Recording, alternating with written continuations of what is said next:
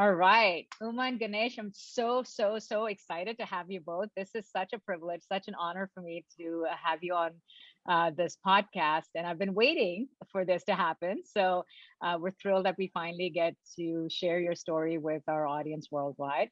So welcome. Thank you for joining us.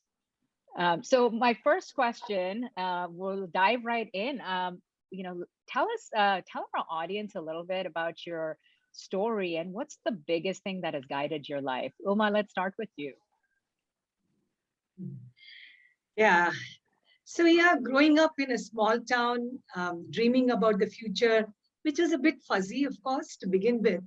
But this whole thing about wanting to discover the space beyond the small town, it's a place called Pondicherry, which is about 3 hours driving distance at about 120 miles from Chennai in south of India. And I'm talking about 45 years back when there was really no internet and there was no television and not even telephone. And so to just have heard about the big world of opportunities that possibly lies beyond this little town. And all the discoveries happened through the libraries and hearsay and some uncles and friends. So that really led me to go and read up and talk to people. And then, of course, once I got into a situation where I could make it to the merit list and do it on my own strength, get into a large city called Delhi, which is the capital of India, for my MBA, then there was really no looking back after that. In a sense that having reached that sort of having taken those kind of steps to get to the capital of the country, and being able to rub shoulders or work with others from other top colleges in the country, that in itself gave me the confidence, the belief that whatever you want to really think about at the age of 21 or 22, you have that kind of energy and self-belief which got ratified by those kind of circumstances and situations that we were put into. That is how I think I kept going. And one thing led to the other. And all the opportunities that came along the way seemed exciting. But then, of course, you have to pick and choose the right ones. And then you keep going. That's how my journey has been so far.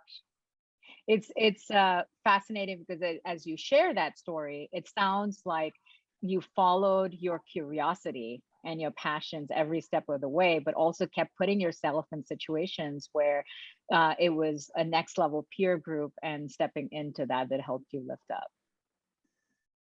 Absolutely. Yeah, to begin with, it was a set of peers. And then once you enter into the corporate world, then there are other colleagues and seniors that you look up to. And especially at a time when I entered into the corporate world, there were very few women MBAs in India who were part of the corporate world. And therefore, there was a kind of expectation. The very first question that would be asked in most of the interviews those days used to be, okay, you've come thus far, but when are you going to get married? And then what if your family doesn't allow you to go further?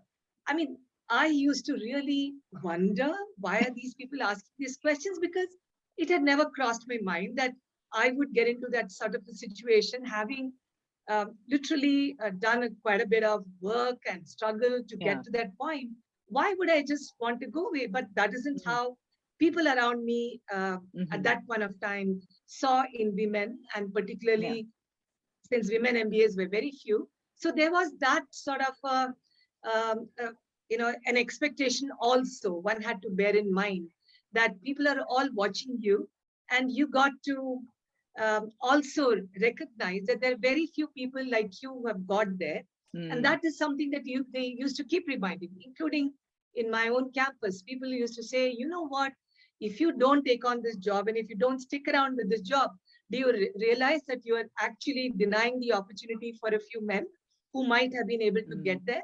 So there was that kind of a responsibility also thrust on me, that I better do something meaningful with the opportunity which has come my way. Otherwise, it should have been a wasted effort. So that kept me going at every step. Yeah. It's a platform that's a privilege and a responsibility because you're opening doors and paving the way for all those that follow. And you've certainly done that at such an extraordinary level. And also in partnership with Ganesh. So, Ganesh, let's talk about your story. You're a powerhouse in every possible way. Tell us a little bit about your formation story and what has guided you. Thanks, Nikki. And actually, very similar to Uma, because she grew up in a small town in South India. I grew up in a smaller village in the east of India, probably what I call the poorest village in the poorest state in a very poor country. And that was because my father was running a business in a village called Tatisilvai, which is in a state called Bihar, which you would know and many Indian followers would know. It's a very, very poor part of the country. And because of that, I still remember I was in a school, I mean, the only English medium school anywhere in the vicinity. But unfortunately, because of where it was, very remote part of the country, the quality of education was pretty poor. And I still remember talking to my principal at that time, a gentleman called Fitzgerald, and we used to call him Fitzy. And I was talking to Fitzy and said, look, I really want to do well in science and math and stuff like that. And Fitzy started laughing and said, look, we're not teaching you good enough science and math for you to make it very big there. And I was very disappointed. And I remember asking him, but Fitzy, what does it mean? Does it mean that I can't do anything in life? And Fitzy said, no, no, no, no. When you're 60 years old, you look back and you'll realize that you were very successful in life. And it's purely because we have taught you the ability to speak good English, communicate well, and that'll take you far. Now, at that time, I didn't believe it. But if you really look at it, I think, looking back, I think my life in hindsight was perfectly planned. But in reality, it was a series of opportunities. And to an extent, it's the self-confidence, is the ability to navigate situations as well, very different industries. I started off in manufacturing, moved into consulting, then moved into education, and then finally software exports, and now doing startup investing and social stuff. So I think it's been a whole bunch of stuff, but I think throughout it's the ability to love people, ability to identify talent, and motivate them to succeed. I think that's really been my story. Which is truly a leadership story, that has been true for both of you. So when did you discover that you had a similar vision and perhaps a similar purpose and path forward? Tell us about your, you're both very strong, powerful individuals and successful leaders. As a couple, however, how did that path unfold for you? It started happening from the time we almost began our careers. We used to exchange notes. We found that there are many things that we looked at with a similar lens. So as a result of this, when IT industry actually started becoming a force to reckon with, and rather in the 80s, very few people without computer science background actually were part of IT industry. But for us, it was totally fascinating. And when the IT industry in the initial days started opening its doors a little bit for those without IT background to come in, we thought this is going to be very exciting to figure out what is happening out there. And then there was no really real stopping. And both Ganesh and I, we spent 10 years in the industry, in the initial phase in computer education industry. And that was truly very, very energizing phase, because there was not only an opportunity to learn for ourselves, but there was also an opportunity to spread that sort of education to thousands of people across India, across many parts of the world. That was truly a very transformational experience for me and for Ganesh. So we both saw that this was a fascinating industry. This was an industry where we can learn, where there is a lot of energy that we could bring to ourselves and to people around us. And that kind of kept us going. Although at some point we both went on to doing different things within the IT industry or within that space. But there have been several common elements and several common network, several learnings that we could exchange with one another. And then we were always there. Ganesh has always been there for me, and I have always been there for him to talk about specific situations and specific opportunities, and how do we deal, or how do we get out of this sticky situation. So I think we became friends first, and then we became partners in terms of coming together in the form of marriage. And thereafter, we became truly partners in the professional sense as well. So I would say those have been three distinct phases. And at some point, all of these three have merged together to form one single line. That is so beautiful and so inspirational for so many people that dream of not only having that kind of experience in their life, but also that level of impact, but in partnership with someone that there's so much to share with. What would you describe, and Ganesh, I'm curious your perspective on this, as the core values that you both absolutely share, whether it's in life or in business, that is the foundational pillar of this partnership? I think the foundational pillar is, first of all, we are very patriotic Indians. I mean, although I have lived in London, I've lived in San Jose, I think we've always found that there was something to do for our country, which inspired both of us, maybe because of our humble upbringings. The second thing that I think shares, I mean, we have a very strong sense of family values. And my mother lived till she died, and Uma's parents are with us right now. Very strongly, as you have seen yourself when you met us in New York a few weeks back, very focused on family. So when our daughter is in New York or our 2-year-old grandson need us, we're always there. And it kind of rubs off into a real like for people. So even today, both run a group called 5F World, where we've invested in 11 companies, 9 of which are run by women, very bright women. Yeah. But and we have over 275 people working with us in multiple scale, consulting, skills, the social sector. But we really want them to succeed. So whatever it takes these CEOs and leaders succeed, we'll go all out to make it happen. And I think that's the shared value, that it's not making money for themselves or just for a bunch of shareholders, but really doing good work for the community, for the country, with people whom we love and whom we want to see successful. I think that's really what's the shared value we have. Yeah, that's beautifully said. That sense of purpose and desire for growth and contribution is what stands out so much about both of you, because you're constantly growing, but not just yourselves, but the people around you, and also contributing at such a huge level. As you describe your stories, there's this reference to excitement and energy that you both make, right? I'm curious about how you might give advice to someone who is facing a life of opportunity and possibilities in front of them, and yet might be hesitating or, not stepping into that future because of fears or limiting beliefs of what if I fail? What if something goes wrong? And that stops you from stepping into that curiosity and that state of excitement. You've navigated it just following that passion and purpose. What advice would you give to someone who's at the early stage of their career struggling to take that leap?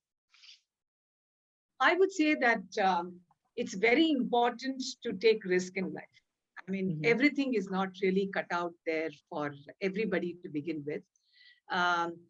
So in my case, I have taken several such sort of leaps of faith. Some of them have worked and some of them, I would say, may not have worked. But life is a journey where you really learn from failures, you learn from successes, and then the speed with which you can dust yourself off if something hasn't worked, get up and run, and tomorrow is another day, and leave your past behind. That's sort of an attitude if one has. And it doesn't mean that you're getting into something knowing that, okay, yeah, I might fail, so what? But you are getting into it with a full knowledge about the risks, and at the same time with a good plan and with full knowledge of what you want to do and what is it that you want to accomplish.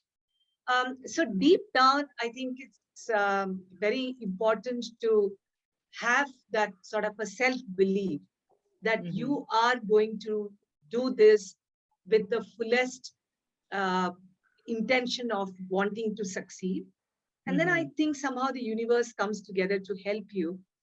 And there are always people around you who want to help you. If you do Mm-hmm. things with the right intention, I'm sure there will be also elements along the way which may not really take you down the path of what you really want to do. Sometimes that might be distraction. But for every one such distracting negative aspect, I've always found that there are five other helping hands waiting to support you. If your intention is clear, your purpose is very clear, and people around you see that you're doing this with passion and commitment, you will be able to go forward and succeed. And as I said, even if you had to take two steps back, you will figure it out yourself as to how you have to navigate and move forward. So yeah, that is what it has Mm-hmm. been for me, and that is what I would like to say to young women who are thinking about um, how should I proceed and how do I really succeed in my life. Mm-hmm. It's self-belief, it is purpose, it is focus, and positive attitude towards whatever you're trying to take up. Mm. These will keep you going. Now, you reference self belief, and often that in itself becomes the challenge, right? But it sounds like in what you shared that the self belief is connected to a much bigger North Star, like a bigger purpose. And that's what creates that self belief and in the role you're supposed to play in service of something bigger. Um, is that accurate? Is that how what has created that self belief for you? Yeah, I would like to give a small example of, one, I would say, an adventurous step I took almost 25 years back to get into television industry. It was at a very, very nascent stage when Indian skies, private sector television was just opening up. And the founder of this particular television group, he said, look, I have got so many hours available on my satellite and I have very little entertainment content. So I'm thinking of doing something different. So would you like to come over and figure out what you can do with this, hours of satellite time that I have at my disposal? And I found that to be very curious and very exciting and very intriguing as to, what can I really do with television medium? I had no background on television production, editing, nothing. But I thought this was an exciting opportunity. Somebody is inviting Yeah. me to come and do this kind of adventure at his cost. But once I got in, I had to learn so many things. Yeah. And what I what I figured was whatever I had learned from my previous experiences, I could take into this role some of those, and then build on top of those Mm-hmm. what I didn't know. So, computer education, which was familiar to me, I tried to see how computer education could be brought into television medium and reach out to a lot many people, and that became a resoundingly. It was a talked about program in those days. I'm talking about the 90s when Mm-hmm. computer was a very mysterious thing and people did not know what is this myth all about. So, but it was exciting. I took that risk, and when I look back, that really gave me the strong footing for Mm. thinking of me as an entrepreneur in the context of a large Mm. corporate where after the initial check, I was told, now you're on your own. You figure out how you're going to make money, how you're going to hire your staff, and how far you want to grow. So that was a fantastic opportunity when I look back for having, them believing in me and doing all the wonderful things that we could do in that 7 years that I was with that television company. But Nikki, you must being modest because I still remember in that, and I think what she said is absolutely right. I mean, if you are too afraid and you want to do all the research and then you kind of self-analyze whether you can do it, you'll never do it. I mean, I think Mm-hmm. we've seen people, including yourself, who just jumped in and started new careers all the time. And I remember when Uma first took on this Z Telefilm CEO role, and they were launching their first tele-education kind of channel. And I think they had a discussion and said how great it would be if we can get the prime minister of the country to kind of talk about this show. And nothing venture, nothing gained. So Uma actually spoke to his office and they said, no problem, if you're doing something for education, Mr. Narasimha Rao, who was then prime minister, was happy to do it. And she went to Delhi, got a 30-second clip from him, and they put it on air, I mean, literally for 3 days nonstop, till they got a call from the prime minister's office saying, say, stop, you can't use the prime minister's rights. But by that time, the deed was done. So, I mean, we expected 3,000 people to sign up. Within 3 days, 52,000 people had signed up, including from neighboring countries. So it's just, I mean, if you go out with passion and make stuff happen, bigger stuff will happen than you can imagine. And that's been our individual as well as shared experience throughout our lives. Yeah, it's they say confidence is built on evidence of success, but that evidence doesn't happen if you're just unwilling to take action. And the more action you take, the faster you move. All of that, the path appears in front of you and builds your confidence. That's the perfect segue to talk about 5F. Ganesh, tell us about 5F and where that comes from. Why those keywords, are so essential to not only success, but really thriving in the digital age, especially. No, and thanks for asking the question, Nikki, because this 5F, I'll tell you the genesis. I became CEO of this public organization called Aptech when I was 33 years old. And quite honestly, I was probably too young to be CEO at that time, but I had nothing to lose. And we had a bunch of 300 people, all in computer training, which was not a very aspirational part of the tech industry. But they were all young people. And we said, let's go out and have fun. So we started partying. We were hanging out with each other most of the time. And in that process, we built a great organization. And looking back, after we grew from 7 education centers in India to 1,400 centers in 42 countries, including China. Wow. And then we look back, and even yesterday I was talking to a colleague of mine who was there in those days. And she said, look, we had so much fun. It was a family, we were friendly, but at the same time, we grew faster than competition. So, which is why that model of being very fast, at the same time, focused on objectives, being flexible, because you never know when life will throw a curveball at you or where is opportunity. And at the same time, having lots of fun together. That was the way we did it. At that time, I hadn't called it 5. Then I moved to my software export business in Pune. Again, we grew it from less than $20 million to 400 million in 12 years. And the same thing, I mean, we formed there's a very famous Harvard Business School case study on what we did called Vision Communities at Zensar. And the whole concept there was that if there is a bunch of 1,000 people in those days, we grew it to 8,000, who really like each other and want to work with each other, you'll always build magic. So again, then we started calling it the 5F culture: fast, focused, flexible, fun. And then when I left Zensar at the age of 58 and started this company, I got 40, 50 emails and messages saying, if you're doing something new, Ganesh, and especially if you're doing it with Uma, just call it 5F World. The minute we hear 5F World, we know it's you guys. So I think that's the genesis of 5F. And we haven't looked back, because even today we're having so much fun. And it's such a lovely group of people we work with. At the same time, in skills, we're growing faster than anybody else. In the social sector, I think we're extremely focused on 1 million people from the underprivileged whom we want to skill and put them to jobs. I think all that is part of the 5F culture, and kind of we've really lived it every minute of the day. Yeah, it's such a powerful construct, with not just for business, but even as individuals, because in a world that's changing so fast and getting so disrupted, being rigid or unfocused or just feeling overwhelmed and stressed out is no way to live. It's no way to thrive. And 5F is the perfect formula, not just in business, but also how to lead one's life. And you're amazing examples of that individually and as a couple as well. You mentioned skills as that has been in many ways kind of a through line in your journeys, right? It's this focus on skills, and it is the most important thing as we look into the future. when as in context of companies needing to upskill or reskill in terms of talent being prepared and winning in the market, and this mindset of lifelong learning and continuous and learning is so essential.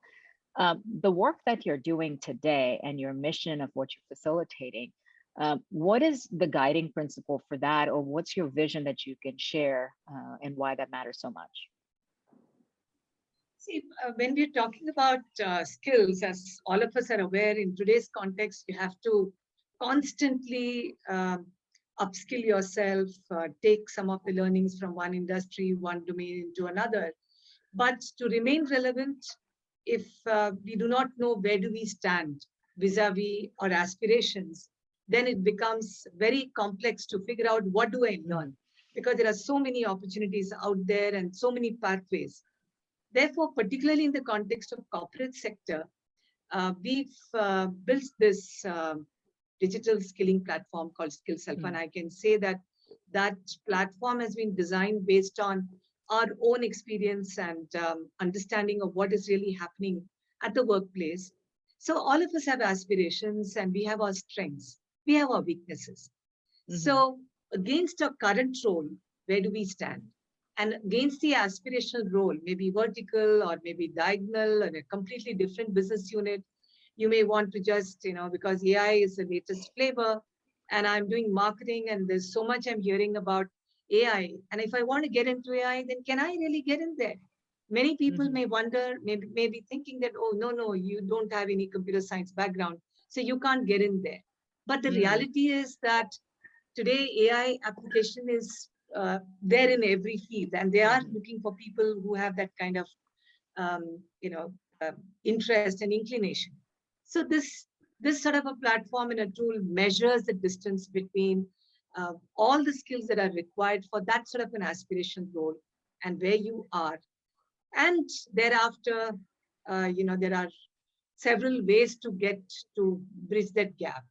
So that is, I think, the starting point in the skilling journey, to know where you are, figure out for yourself in a transparent manner, have a conversation with your manager and say 5 years from now, 2 years, 5 years is too long in today's context. So 2 years from today, if I want to be in this sort of a role, what is the journey? What are the skills that I should acquire?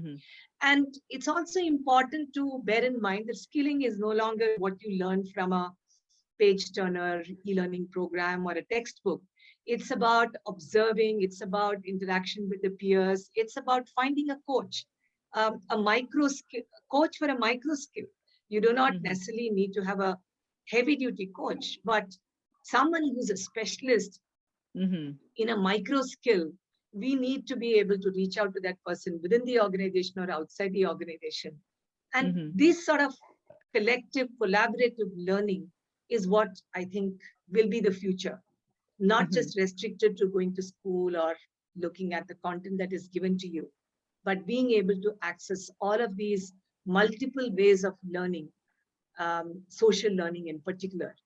And that's how I think you would be ready to take on newer and newer challenges as you go along.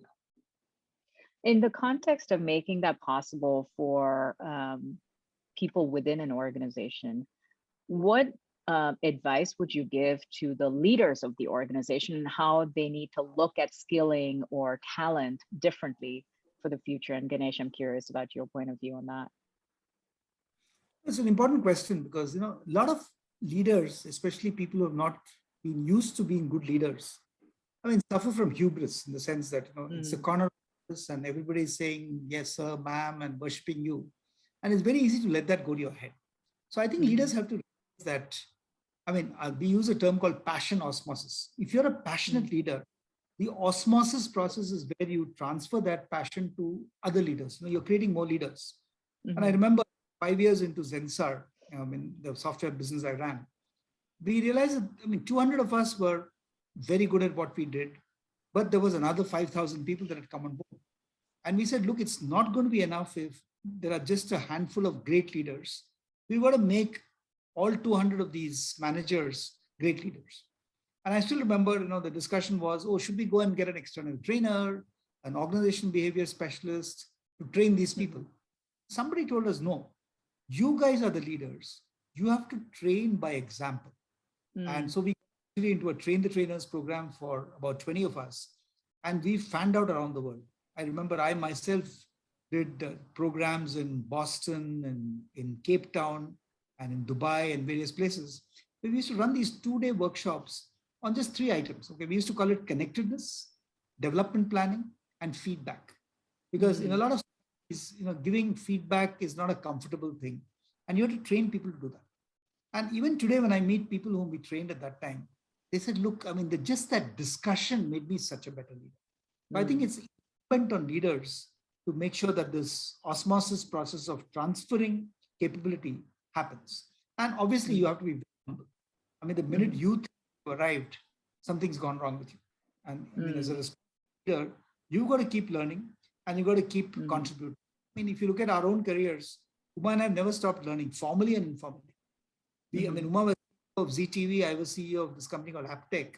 When we signed up for a PhD in IIT Bombay, which is the best technology business school in the country. And initially it was tough because we were running full-time CEO jobs at the same time trying to do some very deep research into areas like knowledge management. But we thoroughly enjoyed it. And at the end of it, it made us better leaders. I, in Mm. fact, went to business school for my advanced management program when I was 7 years into my CEO stint in Zensa. Again, thoroughly enjoyed it, made some amazing connects both among our peer group as well as in the faculty. And it's really been that lifelong process of learning. I mean, today, if Mhm. you look at books like Homo Deus by Yuval Noah Harari, Harari Yeah. talks about, look, every 15 years, you got to renew yourself. But I think, Mhm. again, 2020 hindsight, purely by accident, we've kind of practiced it in our lives, which keeps us Mhm. humble. I mean, today I'm Yeah. extremely humbled because I've started playing golf and I realize how terrible I am at golf. So it's the most humbling experience to learn something new because then suddenly you realize that all the great stuff you do is still not good enough for something else. So I think that's That's a Yeah, great line. I want to just, yeah, I want to add to what Ganesh is saying about, how he decided to pick up a completely new skill, learning to play golf. Going back to what Ganesh was mentioning about doing PhD, um, I realized that it is a good wake up call, shaking yourself up and saying, look, okay, it's about 15, 20 years since you finished your formal Mhm. education, you have been in the industry, corporate world, all of that. But Mhm. this urge to really push yourself, um, to work with other young people and also have these stretch goals to complete the writing or thesis or research or whatever it was and read. In some of the classes, there were only 2 students, and that'll be just me and Ganesh. So, which means we couldn't even hide under the table and say, well, someone else can answer. So we would be given one full book to read up, and next week you need to present, some perspectives from that book. And these are serious books written in the 50s and 60s, and um, it required a lot of concentration. So I remember we used to be on the treadmill and the book in front of us because soon after that, you have to run, you have to get to your work. And that really, really got me back on my toes. And I'm sure the same thing happened with Ganesh as well. Uh, to tell ourselves that, okay, you're back in the school and you got to be alert and you got to do things on time. And that sort of a thing happening in the middle of your career, when you're almost at your peak, gives you an opportunity to reinvent yourself and look at what is it that, how can you Mhm. really keep yourself going and Mhm. bring in that urge to keep learning for the next 20 years and beyond. That's how that mid-career serious education stuff helped us both Yeah. in a big way. I love that throughout that, though, I keep hearing this pull driven by curiosity and excitement and passion, that over and over every part of your story, that is the essence of it that seems to be the thing that pulls you forward, where others might be held back by fear, hesitation, or self-doubt. You just step right into, not just step, you leap into that curiosity and excitement of something new that that you are passionate about. It's such a terrific, empowering, and positive way to lean into the future. So I want to go into a very um, practical side of a conversation. So we all have 24 hours in a day. That is, time is the great equalizer, right? We all have the same amount of time. And yet, uh, some people are just more prolific than others. You are terrific examples of that. You're scholars and thought leaders, you're entrepreneurs and innovators. You've written books, you teach, you run businesses and travel and have great lives. Give something very practical of what makes it possible on a day-to-day basis. I'm not talking about the big picture stuff of, you know, pursuing those ideas, but on a pragmatic level, what's a day in the life like? What are some choices that perhaps you make that make all of this possible, that someone else can learn from you and say, okay, if I want to be prolific, here are some basic things that I need to apply. Let me jump in Ganesh, on you this. want to go first? Yeah, let me jump in on this one. One thing I learned very early in life from one of my first bosses, a gentleman called Noria, who was running this very large manufacturing company that Uma and I first joined as management trainees. And he used to give 15-minute meetings. Okay. And first time I heard somebody say, because normally in India, especially, people will give you this hour slot, and what you have to say is kind of done in 10 minutes. And then he's organized tea or coffee for you. So you both kind of look at each other and wait for the coffee to come. So it's completely unproductive time. Yeah. He used to tell us, or anybody who went to meet him, that if you can't tell me in 10 minutes and convince me on what you came to talk to me about, you're not worth having a conversation with. So that's something I've really learned. Really cut to the chase, make sure people don't faff around and waste your time. And that's very important. I mean, you were asking the day. I started off this morning, 6 o'clock in the morning, playing golf for an hour, went straight to office, multiple meetings, and I've had two board meetings, each of an hour each. Then we just finished a discussion on a very esoteric concept called Vedanta, which is a spiritual philosophy, where both Uma and I were part of that discussion group. And here we are. So I'm like, you can make it a very full day. I don't think anybody in this world needs more than 6 hours of sleep. I mean, we'll be up again tomorrow, 5 o'clock and getting started. So I'm saying we're trying to extract the most possible juice out of life, by not doing unproductive work and not doing wasting time and just going for a gossip session. I mean, we have our own fun and we have fun with people who we choose to have fun with. But at the same time, I think we're trying to make sure that everything we do is done in the shortest possible time and with the maximum possible impact. So I think that's the way we see getting the most out of life.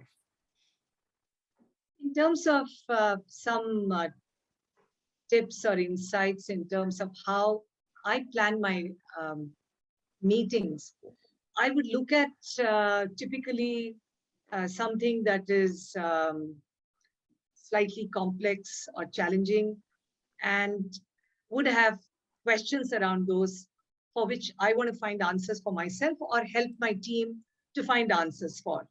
So those are the critical areas around which I typically set up meetings well in advance, giving time to everybody who's involved in it to think about it. And so my meetings are typically those centered around some sort of a problem-solving opportunity or problem-solving session. And in between those, I try to definitely have some meetings which are opportunities for me to learn. Some young startup, some young person wanting to have advice, or someone who is trying to figure out some new way to get around their business opportunity, nothing connected with what I'm doing, but something which gives me an opportunity to learn, to energize myself. And at the same time, someone who values my thoughts or my experience, happy to share that without any kind of expectation whatsoever.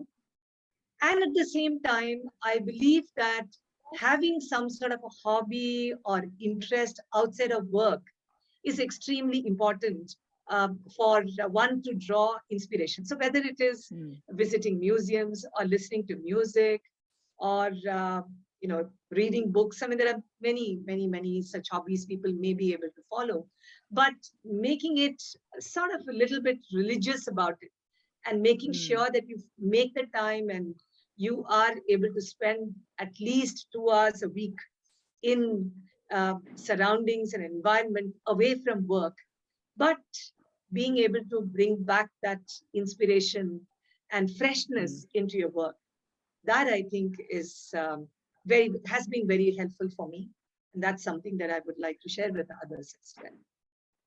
Yeah, it's great, takeaways in terms of, being mindful about how you invest your time. Ganesh, your point about the 15-minute meetings or just where you choose to invest your time has to be very intentional as opposed to filling the time and wasting the time. And Uma, your ability to be so prolific is drawn by the inspiration, the energy that is intentional and how it brings out the best in you. And that's so much as possible for each of us to be able to contribute if we simply look at, what each day can add up to and make it meaningful. But it's equally important who you surround yourself with, right? Typically, when people have a high growth rate as individuals and they're going places faster than the average, it's uncommon to outgrow previous peer groups and communities. And yet our social conditioning often becomes a barrier sometimes, for people to say, well, I don't want to leave, the community that I was raised in or the place where I grew up, or even those high school friends that have certain, habits where they're spending 6 hours in front of the TV every day. And I don't want to be the one who seems like I abandoned people and moved on. I'm sure this has been very much your journey as you've raced, from one chapter to another. Two questions. One, what advice would you give to someone who feels, who struggles with letting go of certain aspects, but perhaps holding on to some things that are precious? But also, the second question is, how do you get into the next level peer group that also pulls you forward and helps you keep growing? The simple answer to your question, Nikki, is that, think of Neil Armstrong. Neil Armstrong landed on the moon not by doing the same things. If you look at the space journey, it's the Saturn V rocket that propels you into space, and then there is a smaller module, and then finally the lunar module takes you to the moon. So you got to remember that in life. If you keep hanging on to old friends who may not have anything of value to add to you, and don't mix with new people and find new people, you've lost it. Even today, probably every 5 years, I have a whole bunch of new friends. Of course, I have people I've known forever, but I think you should have a healthy mix of new acquaintances, new friends, particularly young people that you can learn the most from. Because if you constantly hang out with people your age, you're all talking about memories of the past. But the young people who are kind of living their lives today and they have the agency and the aspiration to do great stuff, I think that's very important, because it kind of refreshes your thinking, makes you young and makes you energetic, and makes you want to do stuff, because you're really looking at the world from their eyes. Yeah. Uma, what are your thoughts? Well, there are, at every stage of your life, there are different set of priorities. So whatever is your current set of priorities, you want to be around those people who can help you or who can contribute towards those priorities. So therefore, it's not about leaving behind some or latching on to new people alone. It has to be centered around what is a purpose for me to be achieved in this time frame at this point of time. And I surround myself around those people who are also part of that journey. Not for a moment, I would say, therefore, that you should forget your old friends. Those memories are precious, and there will be always opportunities to meet them and to be in touch with them as and when it is possible. For instance, Ganesh and I, whenever we are traveling to Delhi or anywhere else in the world, there will be a set of friends whom we may not have met for last 5-10 years. But it would be fantastic when we are able to make the time, we would say, okay, we have 4 hours in San Francisco. So which are the old friends that we haven't met in years? Let's catch up with them. And sure enough, it'll be like almost like old days. But then in those 4 hours, we present the newness in us. And we are also able to spot the newness in our old friend. And that's how our memories get fresher and fresher and remain precious forever. That is so beautifully articulated. I just love that. Okay, so let's wrap up with our final question, which is if you had a billboard with one message that you want to share based on your beliefs, your life lessons that would help people learn from, what would it say? And Ganesh, I'll start with you. I have a favorite line which says, if you do what you've always done, you'll get what you've always got. And that's my line. Because you got to keep doing new stuff, otherwise you'll keep repeating what you got earlier. And that's the end of your life. So I think that's what I would put on that billboard. I would say, believe in yourself. Don't stop, just do it. There you go. Just do it. I think that's the message from both of you of just, falling in love with everything that's ahead and all of the opportunities and the possibilities and leaning into it with full passion, full energy, and just doing it. Thank you so much for being on the Beyond Barriers podcast. This is going to be a phenomenal episode with so much to learn and just so much wisdom packed into one episode. So thank you for taking the time, and we can't wait to have you here again sometime. Thank you, Nikki. It was a pleasure. Thank you very much, Nikki, for having us in your show, and enjoyed these interactions. Bye-bye. Likewise.